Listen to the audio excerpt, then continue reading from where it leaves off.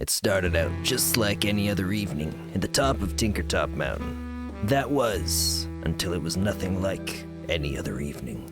Not only was tonight chronologically another number after all the other numbers that the other nights were, but it was also physically and psychologically different as well.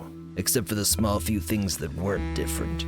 But even more dangerous than the phantoms in the sky was a missing axolotl. And a sign. If you want it back, tell me everything you know. My gut told me this sign was left by someone different than had left all of the other signs. But now the only questions remain. Who made this sign? And who left it here? And why did they take the axolotl?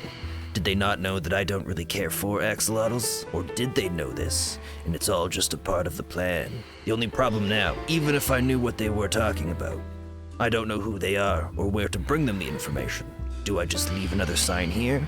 Or do I just wait until they eventually reveal themselves, and then I explain to them that I still have no idea what it is that they're talking about?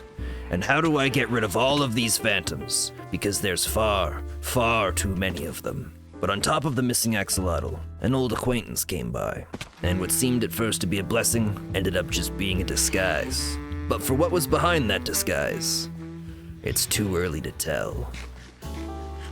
It all happened a few days ago when Melty broke the elevator, so I put her on timeout as I fixed it. But what I didn't know is as I was working on it, Casper had stepped onto the elevator, and for 25 minutes as I flicked the buttons, sending it up and down, she was stuck there, waiting. Spencer. Hey, Casper. When did you get here? I was getting word I hadn't seen you in a couple weeks. Weeks? Spen, it's been years. It's been 5 years and you haven't changed. Wait, what do you mean 5? Wait, you have changed. That's not good color, Spen. What happened? You left me in Aussie. You abandoned me. Didn't we all jumped? I didn't. What? Not for a few days. Well, I mean, not everybody jumps at the same time. Ow. I jumped to a different world, a darker world. Oh. I spent months looking for you. And you're telling me you jumped straight away to here? Yeah, we've been here for almost 2 weeks now. Wait, did you see anybody else in that other worlds? I was alone. Oh, God. You really haven't changed. Well, hey, welcome to Tinkertown. Tinker what? That's the name of this place. Right, Melty? Yes. Are you okay, Melty? Yeah, she's on timeout right now. She broke the elevator again. Last time I saw Melty, she was organizing a tea party and then she died. Oh yeah, I was sucked into a pocket dimension. That was fun. Oh, well, we can have another tea party. Yay! Or I guess a tea party, because there wasn't the previous one. Make the scones. Okay, well, back in the corner, you got like 2 minutes left in your timeout, Melty. Oh, you're probably seeing this for the first time too, right? Circles. Yeah, I know. And stuff spins in Minecraft, right? How cool is that? But yeah, we've got gears now, and these spinny thingies, and then these box spinny thingies. I'm still stuck on the fact that you've been here only 2 weeks. Oh, so I won the space race, so that's exciting. Although Peaches took it from me. It's complicated. But I was chasing after him and then I was just here. I haven't seen him yet. Oh, and there's new people too. There are new people? Yeah. Melty, do you know if Emily's around? No, she's not. Oh, okay. Well, yeah, Emily's new. She's moved in here. She came from another world. I met another person briefly on my first day, and they're here now too, so that's exciting. I think there's a couple more. I haven't seen Sigma yet. Probably a good thing. Hopefully, I don't have to deal with this DNA crap. I was scared. Yeah, it was very terrifying. You accidentally poked yourself with the needle. And then you gave him your DNA. That'll probably come back to bite you in the butt. Oh no. You know what? Just for that, you don't have to, your timeout's done. Heck yeah. All right. Wait, I can't break my seat. Wait, can I break You the corner? can leave the corner if you want. Oh, are we It's just up to you. planning on having more timeouts now? Well, I hope not. That depends how many more elevators are we gonna break. So yeah, Casper, it's good to have you here. Yeah, I don't know what you went through in that last place, but hey, you know, you're here, you're safe now. Safe? Yeah, You dude, think this... any of us are safe, Spen? In the last couple days, there have been some weird mobs that have shown up. Other than that, like, this has been the most peaceful it's ever been. I mean, I guess last one was not too bad. And it was just the space race made things complicated, and space was... Actually, no, Sigma was in the last one. That was a very dangerous world. Sven, I can assure you, we are not safe. I found things in the last world. Yeah, but that's in the It's- last world. It's the chickens, Sven. Oh, Sven, The what? they're the eyes and the ears. Don't trust the chickens. right, yeah. They are the eyes and ears of the organization. Okay. Don't trust the chickens. Well, no, we won't trust the chickens. Ah, there's a... No! Where did it come from? Okay, so this place isn't perfectly safe, but it's like 99% of the time safe. You want to tour around the place? I guess. Welcome to Tinkertown, the greatest place in the world. If you're running it, I highly doubt that. Oh, no. I'm not running it. I'm just like a representative of the Tinkertown. The houses control everything. Yeah. No, I'm the one running everything here. I've just been pretending I'm not. But I mean, the houses, well, I could go with that. It's complicated. Melty, I love what you've done with your place. Oh, I made myself a bedroom. I don't sleep in my living room anymore. I'm happy for you. Yeah, oh, and then Emily lives right over here. We walked right yeah, past and her we connect place. in our houses. There's like a tunnel that goes through our basements. This is the milk machine And its girlfriend. and its That's the girlfriend. name. Yeah, milk machine and its girlfriend. As an attraction here at Tinkertown, they are utterly irresistible.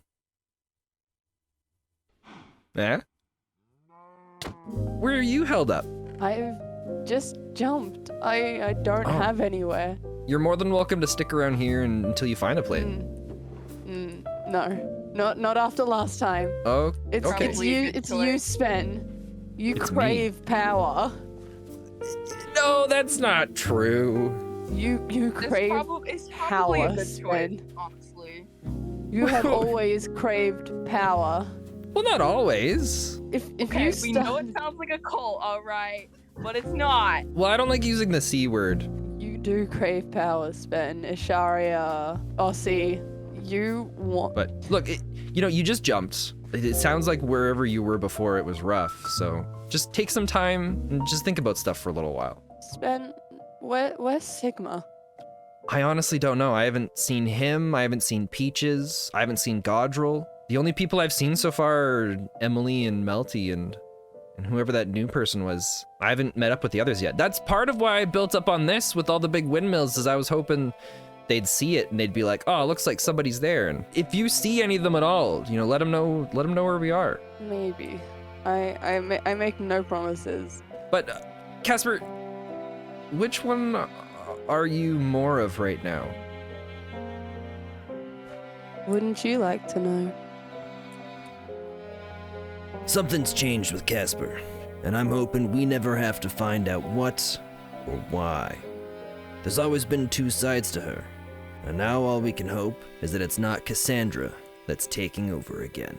And although finding out what happened with Casper in her previous world, and what's happening to her now in this one, is a priority, there's something else here first that needs our attention. Because just like the axolotl and the bee that came before it, there's a new animal that's been left here. The only question is, why is there a fox up here? And why does the fox have a lead inside its mouth? And why is the fox attached to a post beside a sign with a new set of coordinates? Is the same person who brought the fox the same person who left the axolotl? And is it also the same person who left the bee? And what could it mean? Will there be another book at the end of this sign? Or could it be something else entirely? And do I need to bring the fox? What happens if I leave it here? Will I need to come back and retrieve it? And could the lead inside the fox's mouth be a metaphor to say that it's about to lead us to the solution to all of our questions? I don't know.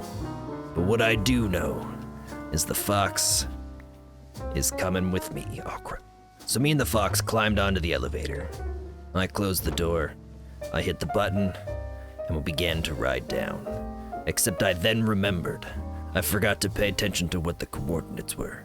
So me and the fox were about to take another ride back up.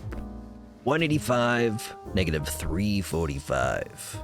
What about the decimal points? Did they mean something, or were they just there to confuse me? Or were those misspelled commas? I sure hope not. With the coordinates remembered, we arrived back at the bottom, only for something to go completely and totally wrong. One moment the fox was with me, the next moment, completely vanished. Turns out that it somehow traveled through the elevator and into the puddle of water beneath, which was good, because for a brief moment, I thought it was dead.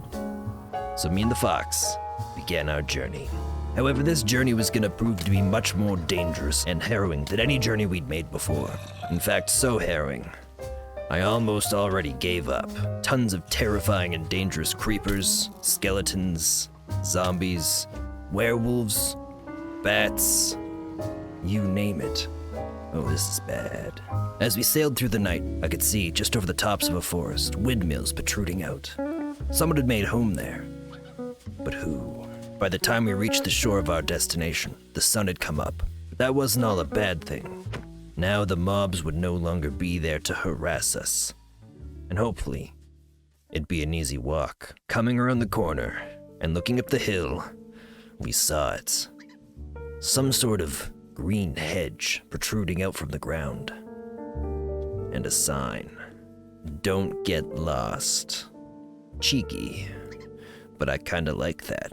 As we stood at the entrance of what seemed to be a hedge maze, several questions came to mind. Did I really need to bring the fox? Does the lead in his mouth mean anything specific?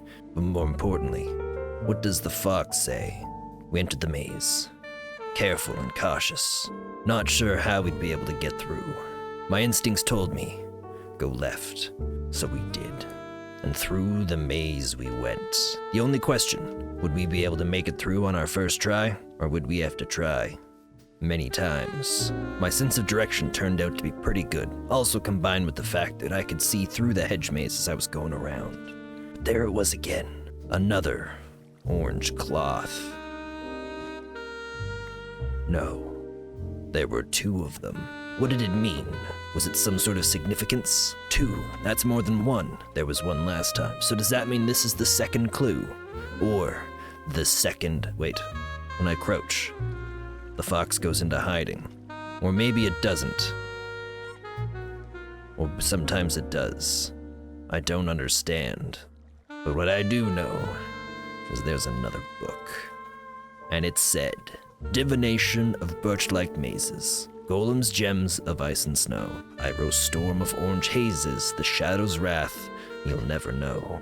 Strange. This time, it rhymed. Come biggin with the book you found to complete the second part of the spell. 3 animals, 2 clues, 2 books. None of it was adding up. Would there be more? Would there be less? I didn't know. What does a fox and a hedge maze have to do with each other? Why does each book have its own set of mysterious poems? And what does come biggin mean? And how are we supposed to do anything with that in a book? And again, more words about spells. Things just weren't adding up. But what we do now know is someone's home is nearby. The only question, are they involved in what's going on here? And if not, do they know who is? And if so, will they tell us? Or are they working with them against me? And if they're not against me, who could they be working with? All I had were questions, 2 books, a fox, totally still a bee, and no longer an axolotl. I had no idea what was going on. But I was gonna find out. I thought we'd stop and pay the new home a visit. See what was going on. There were a few strange things we came across. Number 1, a ticking sound. What was it ticking for? Was it a bomb? And number 2, orange cloth. And wait, is that Peaches? I swear to God I saw him. But then, he was gone. What if I didn't see him? Was this the person? Wait, a name tag. Someone was there. Never mind, it was just a sheep. What if I just mistook him for a sheep? They're both orange, and they both make the same sounds. Just lots of nonsense. I guess I'll never know. Until someday I finally find out. But what was this place? And why was it covered in orange wool? Was it a trap? Was it a trick? Or was it everything I needed to know? Honey. Lots and lots of honey. But the sun was going down, and I knew I needed to get out of here. Me and the fox. If we stayed here, it'd be nothing but another harrowing adventure. And this fox could become just like my horse. Dead. Was that really Peaches that I saw back there? Or was it just another orange sheep? I don't know. But what I do know is my mountain looks pretty sweet at night. With the fox on a lead, we made a sprint for it. Thankfully, nothing had spawned by the time we made it back.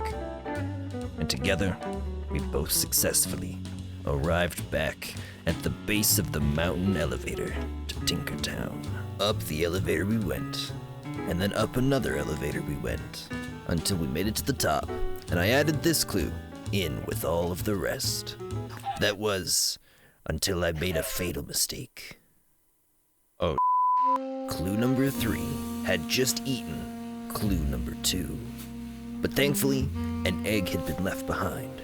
And by chance, or was it by chance, it hatched. And with the death of B, was this the birth of Chickabee? Could this be clue number 4? I didn't know. It was too early to tell, and there wasn't enough evidence to support anything at all. But if this was important, it definitely needed to stay. But now we find ourselves with 3 orange wool, a fox, a baby chickbee, a new book, and something else about a spell. Now more questions flooded to mind. Since when did foxes kill chickens? And what were the chances of that fox killing a chicken just as it was laying an egg? And what was the chance of a fox killing a chicken just as it laid an egg, only for me to pick up the egg and come over here and throw it down and for it to become a chicken? The odds of that were insurmountable. But like any other story, only time will tell.